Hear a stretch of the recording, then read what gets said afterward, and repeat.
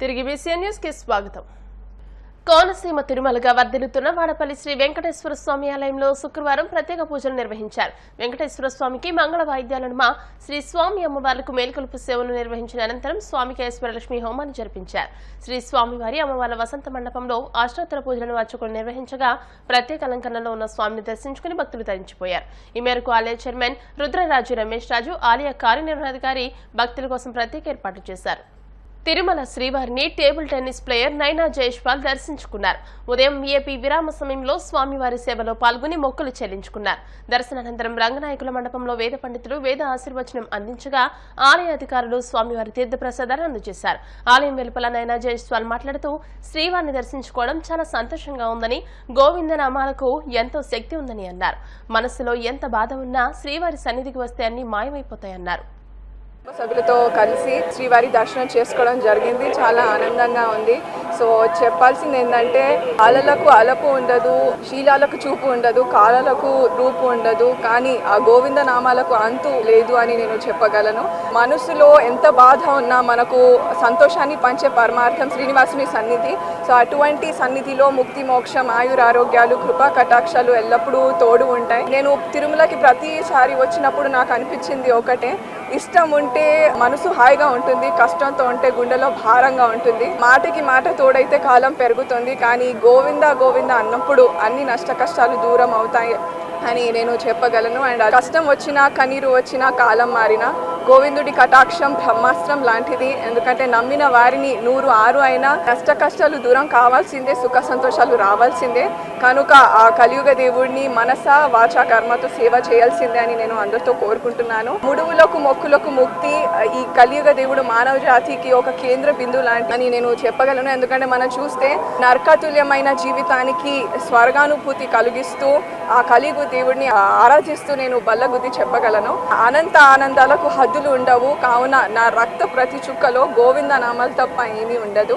ఎందుకంటే ఏడుకొండల వాడు నా ఆరాధ్య దేవుడు, మమ్మల్ని భక్తి ప్రసాదించి పరమార్థం తెలుపు దేవుడు అని ప్రాధేయపడుతున్నాను. అదే కాకుండా ఎల్లప్పుడూ దేవుడి కరుణ కటాక్షం ఉంటుంది అని నేను భావిస్తున్నాను. అండ్ శ్రీ పారిజాత పుష్ప సేవ కన్నా పేదవాడి మనసులో నిత్యశ్రీ పాద సేవను అందరికీ కూడా భక్తులందరి పాపాలను మరియు దుఃఖాలను హరిస్తూ అందరి గుండెల్లో గోవింద గోవింద అని జపిస్తూ అండ్ వరాహ రూపంలో దర్శనం ఇస్తూ ఇంకా సుఖాలను దగ్గర చేస్తూ గోవిందుడి లీలా చెప్పుకోలేని ఆనందానికి చిరునామా అని నేను చెప్పగలను.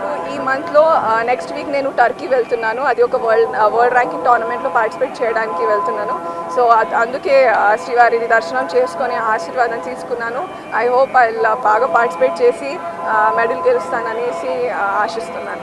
ప్రస్తుతానికి 2 years కోవిడ్ వల్ల నేను టోర్నమెంట్స్లో పార్టిసిపేట్ చేయలేకపోయాను. అదే కాకుండా నేను అతి తక్కువ వయసులో PhD కూడా కంప్లీట్ చేయడం జరిగింది.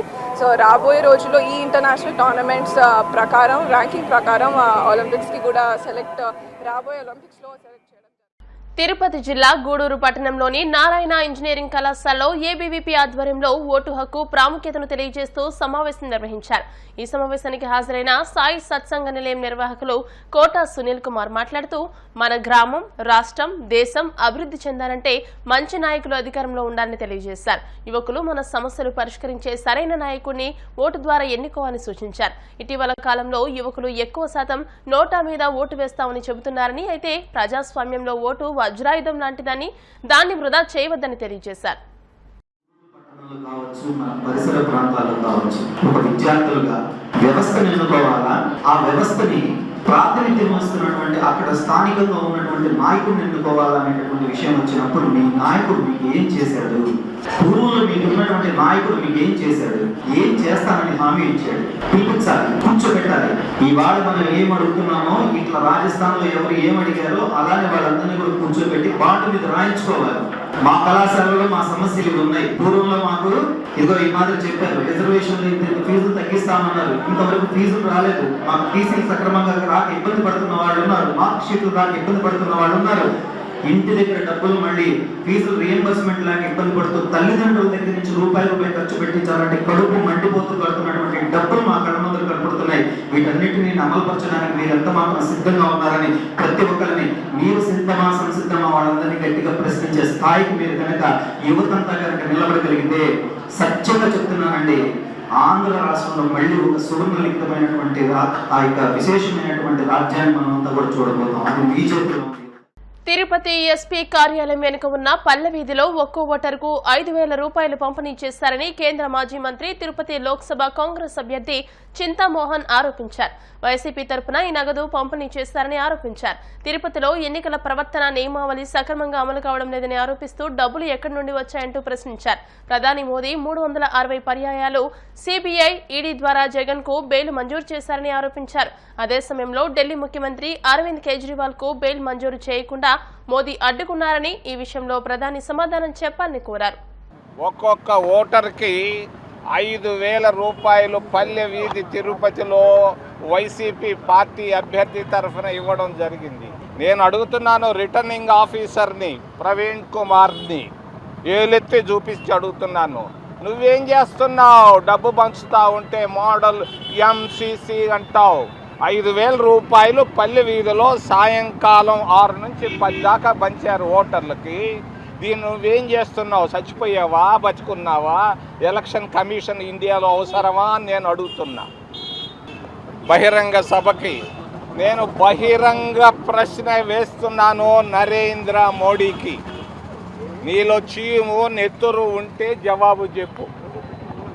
నీలో చీము నెత్తురు, నరేంద్ర మోడీ ఓ ప్రధానమంత్రి, నీకు చీము నెత్తురుంటే జవాబు చెప్పు. 300 సార్లు బెయిల్ ఇచ్చారు దాదాపుగా జగన్మోహన్ రెడ్డికి ఎన్ఫోర్స్మెంట్ డైరెక్టరేటు, సిబిఐ బెయిల్ ఇచ్చారు. అదే బెయిలు నువ్వెందుకు కేజ్రీవాల్కి ఇవ్వలేకపోతున్నావు? నీ డిపార్ట్మెంట్లో ఎన్ఫోర్స్మెంట్ డైరెక్టరేట్, సిబిఐ నుంచి 300 సార్లు బెయిల్ ఇచ్చావు. కనీసం ఒక్కరోజు కూడా న్యాయస్థానం ముందు నిలబడలేదు జగన్మోహన్ రెడ్డి ముఖ్యమంత్రిగా. మరి ఈరోజు మరి ఎలా కేజ్రీవాల్కి నువ్వు ఆపుతున్నావు బెయిల్? నేను అడుగుతున్నాను, 300 సార్లు బెయిల్ నువ్వు ఆయన కట్టించావు జగన్కి, నువ్వు ఒక్కసారి బెయిల్ కేజ్రీవాల్కి ఎందుకు ఇవ్వలేకపోతున్నావు? సుప్రీంకోర్టు ధర్మాసనం ఒక ముఖ్యమంత్రికి ఒకటి, ఇంకొక ముఖ్యమంత్రి ఢిల్లీలో ఒక ముఖ్యమంత్రికి ఒకటి, మరి ఆంధ్రప్రదేశ్లో ముఖ్యమంత్రికి ఒక రూలా? ఇదే సర్వోన్నత న్యాయస్థానం. అవినీతి మయమైపోతా ఉంది తిరుపతి. ఎక్కడి నుంచి డబ్బు వస్తూ ఉంది? ఒక్కొక్క ఓటర్కి 5,000 ఇచ్చే శక్తి ఎవరిచ్చారు మీకు? జగన్మోహన్ రెడ్డి మధ్యలో నుంచి వచ్చిందా? ఎక్కడి నుంచి వచ్చింది? ఈరోజు ముగ్గురు కలిసి నాయకులు అడుగుతున్నారు పీలేరులో నిలబడి, ఒకవైపు చంద్రబాబు, ఇంకొక వైపు పవన్ బాబు. మీరు అడగాల్సిన ప్రశ్నలు నేను అడుగుతున్నా. ఎలక్షన్ కమిషన్ ఆఫ్ ఇండియా ఉందా, సచ్చిందా? 5,000 ఎలా పంచుతారు పల్లె వీధిలో? ఎక్కడిది డబ్బు? ఎవరిచ్చారు డబ్బు? మూసేయండి లేకుంటే ఎలక్షన్ కమిషన్. వార్తలు ముగించే ముందు ముఖ్యాంశాలు మరోసారి. విజయవాడలో ఆకట్టుకున్న ప్రధాని మోదీ రోడ్ షో. ఏపీ ప్రచారంలో పాల్గొన్న మోదీకి కృతజ్ఞతలు తెలిపిన పవన్ కళ్యాణ్.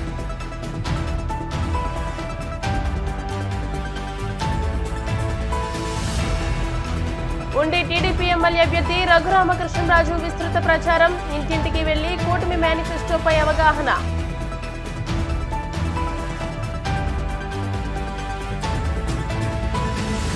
వాడపల్లి వెంకటేశ్వర స్వామి ఆలయంలో ప్రత్యేక పూజలు. విశేష సంఖ్యలో హాజరై స్వామిని దర్శించుకున్న భక్తులు.